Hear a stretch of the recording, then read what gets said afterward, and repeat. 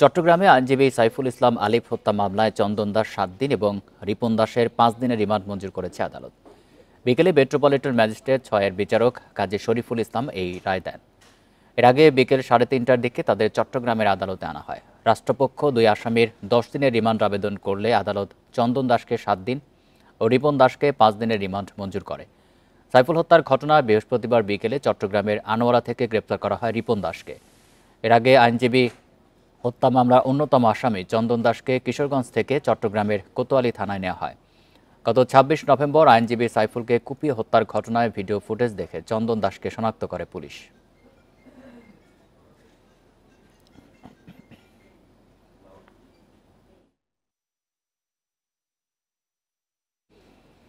আলোচনাতে চট্টগ্রাম থেকে যোগ দিচ্ছেন সহকর্মী আব্দুল্লাহ রাকিব।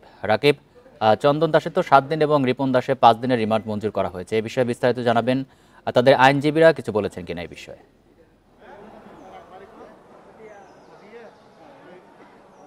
যে আইনজীবীরা আসলে যেটি বলেছেন যে তারা যে প্রধান যে আসামি অর্থাৎ তার পিতার মামলায় প্রথম আসামি ছিলেন চন্দন দাস এবং পুলিশের যে ভিডিও ফুটেজ পুলিশের থেকে দাবি করা হচ্ছিল যে তাকে যে অর্থাৎ আইনজীবী সাইফুল ইসলাম আলিফকে যে কুপিয়ে হত্যা এবং পিটিয়ে হত্যা এবং সেই কোপানোর যে গণমাধ্যমে যে ছবি এসেছে সেই ছবির যে ব্যক্তি সেটি হচ্ছে চন্দন দাস এবং আরেকজন রিপন দাস। অর্থাৎ রিপন দাসকে একটি ছবিতে বটি হাতে দেখা গেছে এবং পুলিশ বলছেন এরা সরাসরি এই হত্যাকাণ্ডের সাথে যুক্ত এবং পুলিশ যে 11 জনকে চিহ্নিত করেছিলেন যে তারা সরাসরি হত্যাকাণ্ডে অংশ নিয়েছেন তাদের মধ্যে অন্যতম প্রধান 2 আসামি বলা চলে এই দুজন। এবং আদালতে যখন তাদেরকে আনা হয় ব্যাপক নিরাপত্তা নেওয়া হয়, সকাল থেকে একটি কানাঘুষা চলছিল, যে কোনো মুহূর্তে আদালতে আনা হতে পারে। পরবর্তীতে দুপুরে 3টার দিকে তাদেরকে আসলে আদালতে নিয়ে আসা হয়। আইনজীবীরা যেটি বলছেন যে তারা এই 2 জন আসামির থেকে রিমান্ডে নেওয়া খুবই গুরুত্বপূর্ণ, কারণ তাদের মাধ্যমে আসলে এই ঘটনার পেছনের পরিকল্পনা কারা করেছেন সেই তথ্য আসলে রিমান্ডে নেওয়ার পরে বেরিয়ে আসবে বলে তারা বিশ্বাস করেন এবং আদালতকে তারা যুক্তিতর্ক উপস্থাপন করেছেন এবং আদালত সেটি সন্তুষ্ট হয়ে অর্থাৎ তাদের 10 দিন রিমান্ড আবেদন করলো।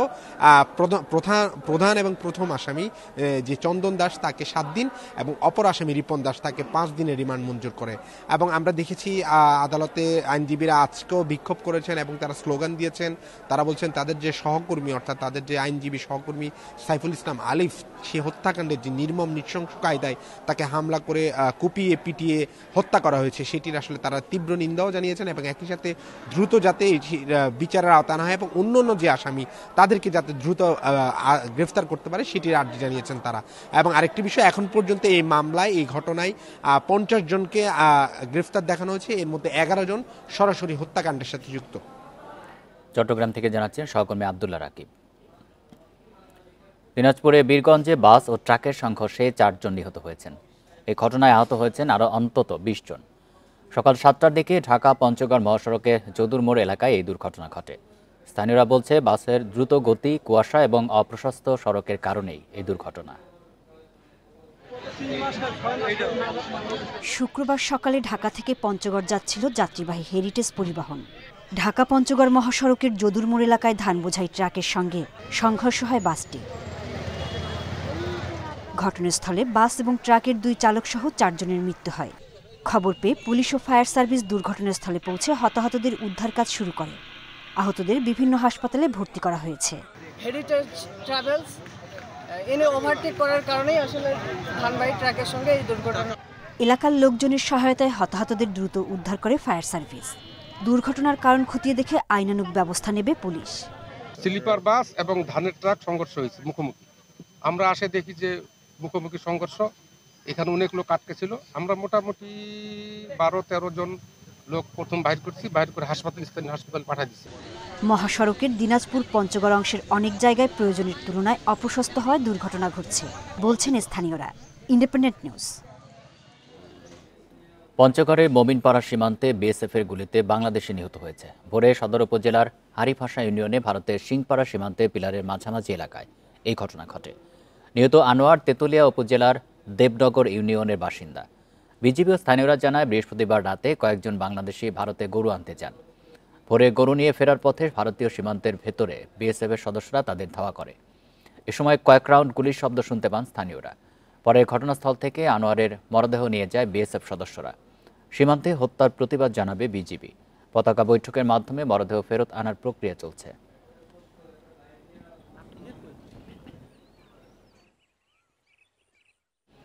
বিচারকের সই জাল করে আদালতে ৩৩ কোটি টাকা আত্মসাৎ করেছেন মানিকগঞ্জের ইমরান নাজির।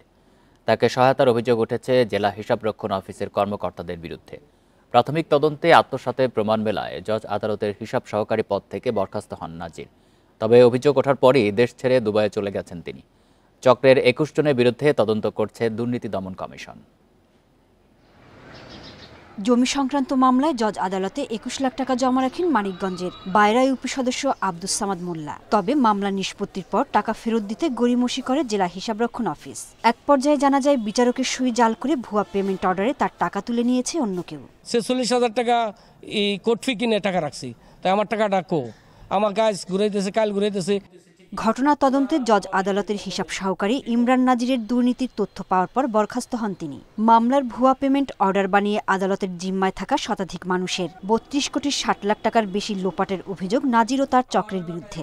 তদন্তে জেলা হিসাবরক্ষণ অফিসের ডিএএফও নজরুল ইসলাম, সুপার দেওয়ান ফেরদৌস ওয়াহিদ, ইমরানের স্বজনসহ ২১ জনের বিরুদ্ধে উঠেছে সহায়তার অভিযোগ। তবে এ বিষয়ে কিছুই জানেন না বলে দাবি ডিএএফও এর। জজ কোর্ট থেকে বিল পেয়েছি, সঠিকভাবেই আমরা তাদের ওই বিলটা সঠিক ভেবেই পাস করছি।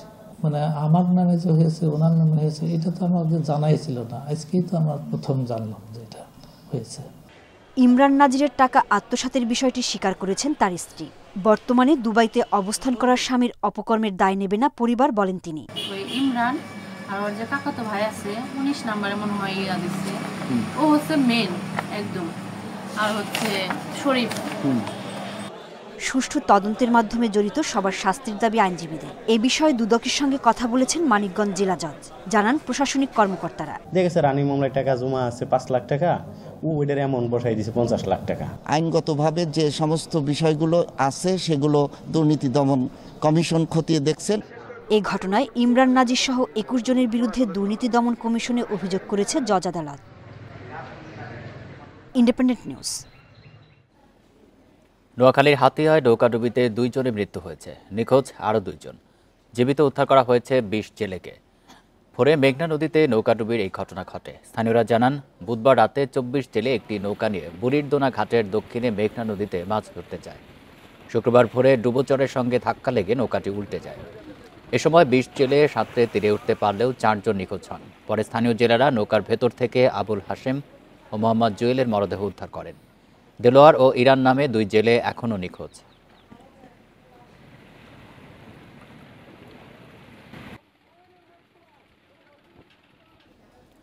বরিশালের কীর্তনখোলা নদীতে স্পিডবোট ও বালু বোঝায় বাল্কহেডের সংঘর্ষে এক যাত্রী নিহত হয়েছেন।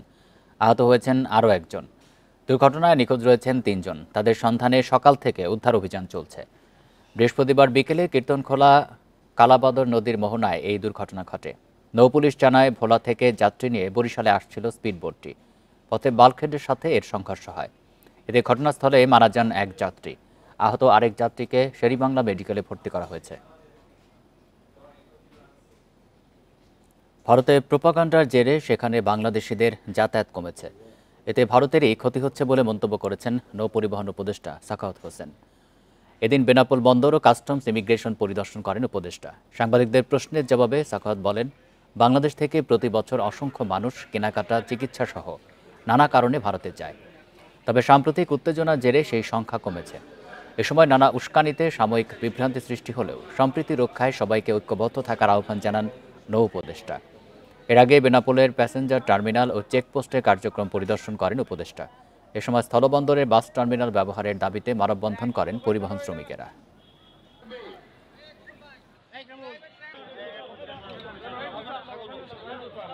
যাতায়াত একটু কমেছে, তাতে আমাদের কোনো ক্ষতি নাই।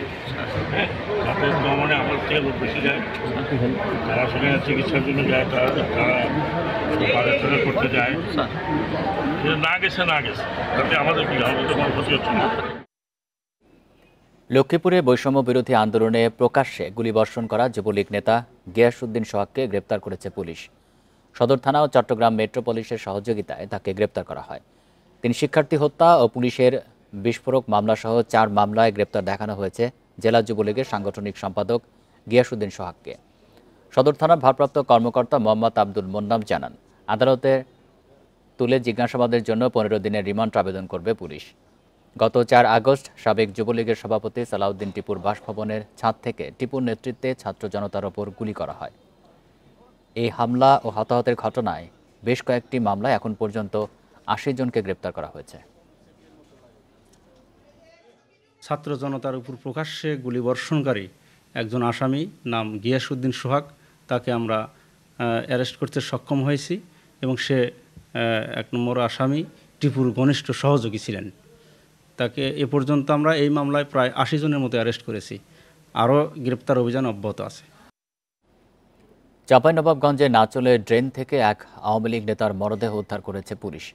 সকালে উপজেলার হাকরোয়েল এলাকা থেকে মরদেহটি উদ্ধার করা হয়। নিহত কামরুল ইসলাম নাচল ইউনিয়নের 2 নম্বর ওয়ার্ড আওয়ামী লীগের সভাপতি ছিলেন।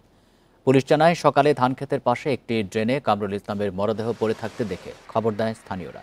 ঘটনাস্থলে পৌঁছে মরদেহ উদ্ধার করে ময়নাতদন্তের জন্য হাসপাতাল মর্গে পাঠায় পুলিশ।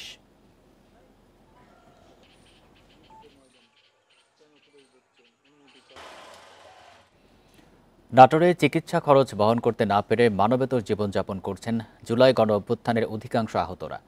শুরুতে আহতরা সরকারি ও ব্যক্তিগত খরচে চিকিৎসা করালেও অর্থ সংকটে অনেকে বন্ধ করে দিয়েছেন চিকিৎসা। তবে আহতের চিকিৎসায় সহায়তা দেওয়ার আশ্বাস জেলা প্রশাসনের।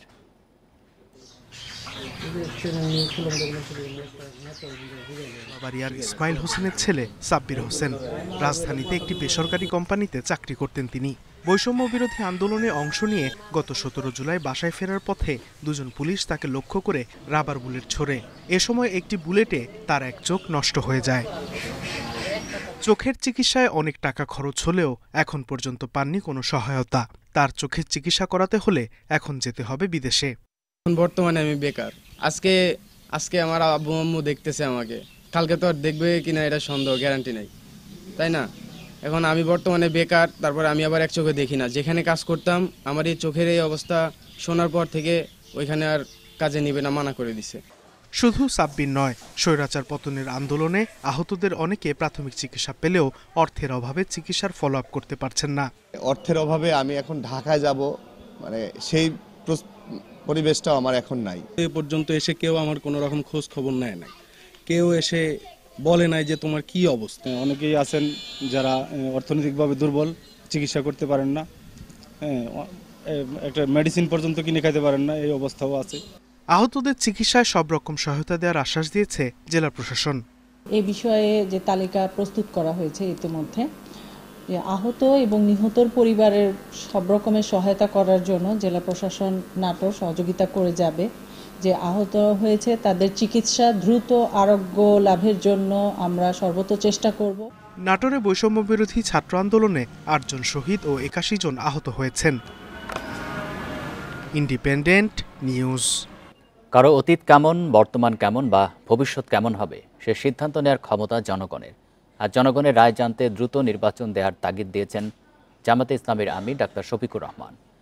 দুপুরে কুমিল্লা টাউন হল মাঠে মহানগর জামাতের কর্মী সম্মেলনে তিনি বলেন, নির্বাচনে সবার অংশগ্রহণ নিশ্চিতে সংস্কার প্রয়োজন, তবে যৌক্তিক সময়ের মধ্যে সংস্কার শেষ হতে হবে। সংখ্যালঘুর তকমা লাগিয়ে কিছু মানুষকে ব্যবহার করে একটি পক্ষ রাজনৈতিক স্বার্থ হাসিল করতে চাইছে বলে অভিযোগ করেন শফিকুর রহমান। বলেন, দেশের প্রশ্নে সবাই একজোট।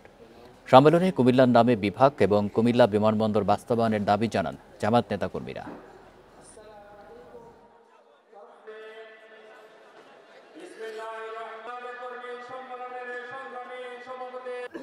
সংস্কারে গতি বাড়িয়ে মৌলিক সংস্কারগুলো করে অতীত, বর্তমান এবং ভবিষ্যৎ বিবেচনায় জনগণ সিদ্ধান্ত নেবে। আমরা সেই সিদ্ধান্তের অপেক্ষায়। তাহলে সিদ্ধান্তটা আসবে কিভাবে? অবশ্যই নির্বাচনের মধ্য দিয়ে। সরকারকে অনুরোধ করব সংস্কারে গতি বাড়ান, সংস্কারে গতি বাড়িয়ে মৌলিক সংস্কারগুলো করে একটা সুষ্ঠু নির্বাচন জাতিকে উপহার দেন। আপনারা যেন ইতিহাসে স্মরণীয় হয়ে থাকতে পারেন। দেশের বিভিন্ন বাজারে সপ্তাহের ব্যবধানে স্থিতিশীল রয়েছে মুরগি, ডিম ও সবজির বাজার। তবে এখনও বাড়তি আলু, পেঁয়াজ, তেল ও মাছের দাম। সকালে বগুড়ার বিভিন্ন বাজারে দেখা যায় সবজির পর্যাপ্ত সরবরাহ রয়েছে। প্রতি কেজি ফুলকপি 50, বাঁধাকপি 60, শিম 120, বেগুন 60 থেকে 80 টাকা দরে বিক্রি হচ্ছে। তবে এখনও বাড়তি আলুর দাম। পুরনো আলুর কেজি 80 ও নতুন আলু 120 থেকে 140 টাকা কেজিতে বিক্রি হচ্ছে। দেশি পেঁয়াজ 120 ও বিদেশি পেঁয়াজ 80 টাকায় বিক্রি হচ্ছে। এদিকে বরিশালে কেজিতে 20 থেকে 30 টাকা বেড়েছে মাছের দাম। গত সপ্তাহে শুরু হওয়া তেলের সংকট স্বাভাবিক হয়নি। মিলছে না বোতলজাত সয়াবিন তেল। বাজারে নিয়মিত তদারকির দাবি এলাকাবাসীর।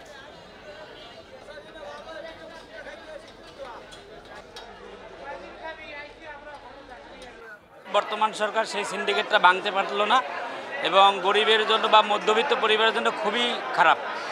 আগের রেটকেও ছাড়াই গেছে, বাজারের যে পরিস্থিতি আগের যে দাম ছিল তাও ছাড়াই গেছে। আলু 80 টাকা কেজি, দাম তো কমছে না। এর আগে কিনেছিলাম 70, এর আগের সপ্তাহে, আজকে 80 টাকা কেজি। যে আশপাশ আরও বাজার আছে ওগুলা থেকে 10-20 টাকা বেশি না।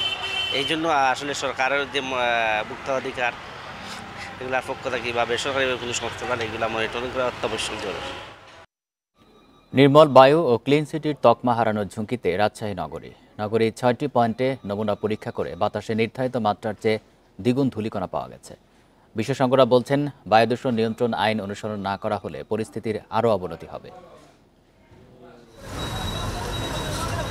মাসখানেক আগেও রাজশাহী সিটি কর্পোরেশন থেকে মেডিকেল পর্যন্ত সড়কে ছাতিম গাছের ফুলের সুবাস পেয়েছে নগরবাসী।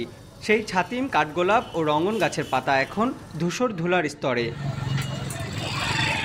সড়ক সংস্কার, 5টি স্থানে রেলওয়ে ওভারপাস নির্মাণ সহ উন্নয়ন প্রকল্পের কাজের সঙ্গে শুষ্ক মৌসুমে নগরীতে পাল্লা দিয়ে বাড়ছে ধুলা।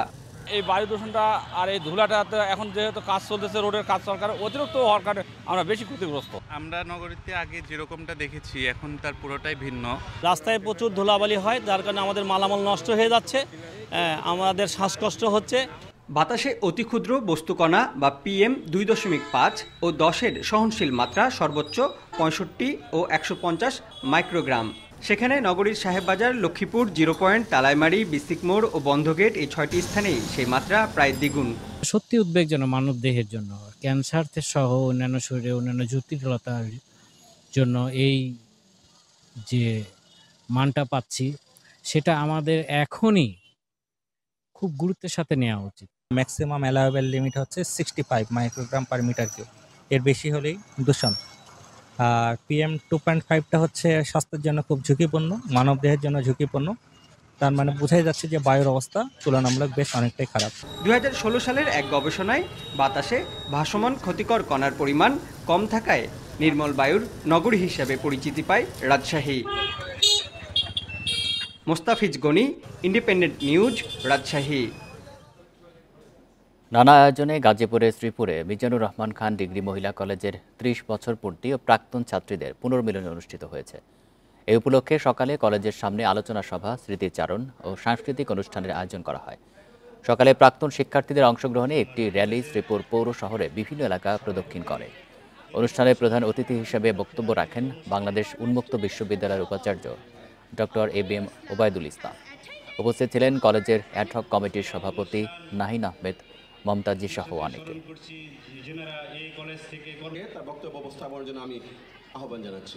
আজ 6 ডিসেম্বর 1971 সালের এই দিনে মেহেরপুর, ফেনী, হবিগঞ্জ ও শেরপুর জেলা পাক হানাদার মুক্ত হয়।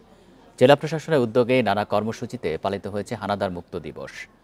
হানাদার মুক্ত দিবস উপলক্ষে সকালে মেহেরপুর কলেজ মোড় এলাকায় স্মৃতিসৌধে পুষ্পস্তবক অর্পণ করে জেলা প্রশাসক, মুক্তিযোদ্ধা সহ বিভিন্ন শ্রেণী পেশার মানুষ। ফুল দিয়ে শহীদদের প্রতি শ্রদ্ধা জানানো হয় ফেনীতেও। হবিগঞ্জ ও শেরপুরে শোভাযাত্রা, আলোচনা সভা, দোয়া মাহফিল সহ নানা কর্মসূচিতে হানাদার মুক্ত দিবস উদযাপন করা হয়।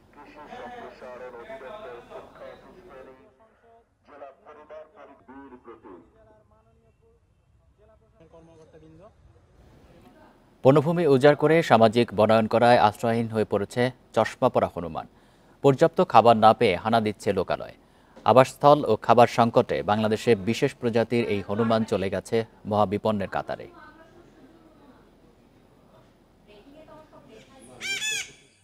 খাগড়াছড়ির রামগড় পৌর শহরের বিভিন্ন এলাকায় দেখা মিলছে দুর্লভ প্রজাতির চশমা পরা হনুমান। কয়েক বছর ধরে দেবার পাড়, জগন্নাথ পাড়, গর্জনতলী এলাকায় বিচরণ তাদের। স্থানীয়রা বলছেন, খাদ্যের অভাবে লোকালয়ে হানা দিচ্ছে চশমা পরা হনুমান। বর্তমানে 20 থেকে 25টি হনুমান রয়েছে দলটিতে। নির্বিচারে বন উজাড় এবং খাদ্য সংকটের কারণে তারা লোকালয়ে আসছে এবং লোকালয়ে মানুষের সাথে একটা সাংঘর্ষিক একটা পর্যায়ে চলে যাচ্ছে। তাদের সদস্য সংখ্যা ছিল 13-14টির মতো, যা এখন বেড়ে দাঁড়িয়েছে 20-25-এ। অবশ্য এখানে বৈদ্যুতিক তারে জড়িয়ে 2-3টির মতো মারাও গেছে। বনভূমি উজাড় করে সামাজিক বনায়ন করায় চশমা পরা হনুমান সহ বিভিন্ন প্রাণীর আবাসন ও খাদ্য সংকটে ভুগছে বলে মনে করছেন পরিবেশবাদীরা। হাজার হাজার একর ধরে কাঁচাবা চাষ হচ্ছে, আনারস চাষ হচ্ছে, সেগুন গাছ লাগানো হচ্ছে, তা এছাড়া হচ্ছে পাম গাছ, রাবার গাছ। এইসবের কারণে যেটা আমরা দেখতে পাই যে বন্য প্রাণীগুলো তাদের খাবার হারাচ্ছে, প্রাকৃতিক যে খাবারগুলো তারা পেত সেগুলো পাচ্ছে না। বন্যপ্রাণীর সুরক্ষায় বন বিভাগের কোনো বরাদ্দ নেই জানিয়ে বন বিভাগ বলছে বন্যপ্রাণী রক্ষায় সচেতনতা বাড়াতে কাজ চলছে। স্থানীয় জনগোষ্ঠীর মধ্যে আমরা যেন এই ওয়াইল্ড লাইফকে আমাদের প্রকৃতির সাথে প্রাকৃতিক সৌন্দর্য রক্ষা করার জন্য, প্রকৃতি থেকে যেন হারিয়ে না যায়, এই জন্য আমরা রক্ষা করার জন্য স্থানীয় জনগোষ্ঠীর মধ্যে আমরা সচেতনতা সৃষ্টির চেষ্টা চালিয়ে যাচ্ছি। International union for conservation of nature চশমা পরা হনুমানকে 2015 সালে বাংলাদেশে মহাবিপন্ন প্রাণী হিসেবে অন্তর্ভুক্ত করেছে। Independent news. দেশের 44তম জিআই পণ্য হিসেবে শেরপুরে ছানার পায়েসকে স্বীকৃতি দিয়েছে শিল্প বাণিজ্য মন্ত্রণালয়। এতে খুশি শেরপুরবাসী ও ব্যবসায়ীরা। জেলা প্রশাসকের আশা, পণ্যের গুণগত মান রক্ষায় প্রেরণা যোগাবে এই স্বীকৃতি। 100 বছরের বেশি সময় আগে শেরপুরের ঘোষপট্টিতে ছানার পায়েস তৈরি শুরু হয়েছিল। 100 বছরের বেশি সময় আগে শেরপুরের ঘোষপট্টিতে এই ছানার পায়েস তৈরি শুরু হয়। স্থানীয় পরিসর ডিঙিয়ে এখন নাম ছড়িয়েছে বিভিন্ন স্থানে। শুরুতে 2-1টি দোকানে তৈরি হতো এই মিষ্টান্ন। চাহিদার কারণে এখন শহরের অন্তত 20টি দোকানে বিক্রি হচ্ছে ছানার পায়েস। কড়া আঁচে গরুর দুধ জাল দিয়ে প্রথমে ক্ষীর তৈরি করা হয়, পাশাপাশি দুধের ছানার সঙ্গে সামান্য ময়দা মিশিয়ে তৈরি হয় ছোট ছোট গুটি। এগুলো পরে চিনি শিরায় ভিজিয়ে ছেড়ে দেওয়া হয় আগেই তৈরি করে রাখা ক্ষীরের মিশ্রণে। এরপর আরও কিছুক্ষণ জাল দিয়ে বানানো হয় ছানার পায়েস। ছানা করে আর দুধ ছাগল লাগে, ছাইকা পরে দুধটা জাল করে লাগে, জাল করে 20 কেজি দুধের 10 কেজি বানাইতে হয়। তারপরে গুড়ি রাখাইটা শিরার মধ্যে ছেড়ে দিয়া সিদ্ধ করলাম, সিদ্ধ করে ক্ষীরের মধ্যে মিলাইয়া পায়েস বানায়া দোকানে পাঠাই দিলাম। ছানার পায়েসের জিআই স্বীকৃতির দাবি উঠে বেশ আগেই। নিবন্ধনের জন্য গত জানুয়ারিতে জেলা ব্র্যান্ডিং কমিটি মন্ত্রণালয়কে সুপারিশ করে। যাচাই বাছাই শেষে 44তম জিআই পণ্য হিসেবে শেরপুরের ছানার পায়েসকে স্বীকৃতি দেয় মন্ত্রণালয়। পায়েস মানে আমাদের শেরপুরের জন্য খুব বিখ্যাত। এটা আপনার ওই শেরপুর থেকে ছানা বাইরে ওই ঢাকা বা বাইরে সব জায়গায় আমরা নিয়ে দিতেছি। জিআই পণ্যের স্বীকৃতির মাধ্যমে শেরপুর সারা বিশ্বে পরিচিত এবং শেরপুর এতেও সমৃদ্ধি লাভ করবে। জিআই পণ্যের স্বীকৃতি মেলায় গুণগত মান রক্ষায় সংশ্লিষ্টরা যত্নবান হবেন বলে আশা করছেন জেলা প্রশাসক। যদি আমরা শেরপুর এবং শেরপুরের বাইরে এবং দেশের বাইরেও যদি আমরা এটাকে ব্যাপক প্রচার চালাতে পারি এবং মানুষ এটা গ্রহণ করে, তাহলে অর্থনৈতিকভাবে শেরপুরের মানুষ উপকৃত হবে, একইভাবে দেশের অর্থনীতিও কিছুটা হলেও একটা সচল হবে আর ভালো হবে। এর আগে শেরপুরে তুলসীমালা ধানের চাল জিআই পণ্যের স্বীকৃতি পায়। Independent news. বগুড়ায় শুরু হয়েছে 2 দিনব্যাপী আন্তর্জাতিক পাবলিক হেলথ সম্মেলন। এতে যোগ দিয়েছেন দেশ বিদেশের 700-র বেশি চিকিৎসক। এই সম্মেলনের মাধ্যমে বিভিন্ন দেশের স্বাস্থ্য খাতে গবেষণায় পাওয়া তথ্য বিনিময় করা হয়। পাশাপাশি সেবার মান উন্নয়নে নানা দিক নিয়ে আলোচনা করেন জাপান, মিয়ানমার, জেনেভা ও বাংলাদেশ সহ অন্তত 40 দেশের গবেষক ও চিকিৎসক। আলোচনায় রোগ থেকে রক্ষা পেতে সবাইকে সচেতন হওয়ার পাশাপাশি খাদ্যাভ্যাস পরিবর্তনের পরামর্শ দেওয়া হয়।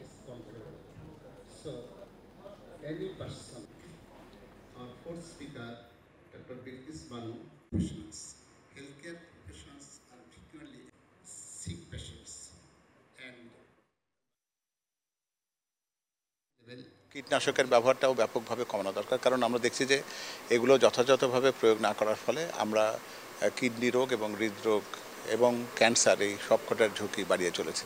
আমার মনে হয় যে পঞ্চগড়ে প্রতিদিনই কমছে দিনের তাপমাত্রা, ঘন কুয়াশার সাথে বাড়ছে শীতের অনুভূতি। শুক্রবার সকাল 9টায় এই জেলায় সর্বনিম্ন তাপমাত্রা 12.3 ডিগ্রি সেলসিয়াস রেকর্ড করে তেঁতুলিয়া আবহাওয়া অফিস।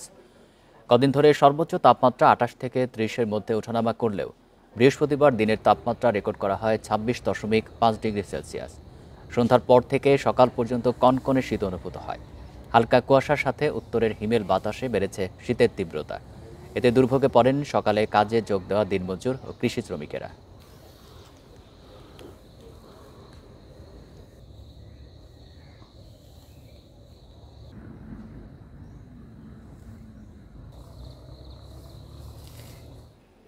এই ছিল সমগ্র বাংলাদেশে ইন্ডিপেন্ডেন্ট টেলিভিশনের সব খবরের আরও বিস্তারিত জানতে চোখ রাখুন ফেসবুক, এক্স এবং ইউটিউবে। ধন্যবাদ সবাইকে।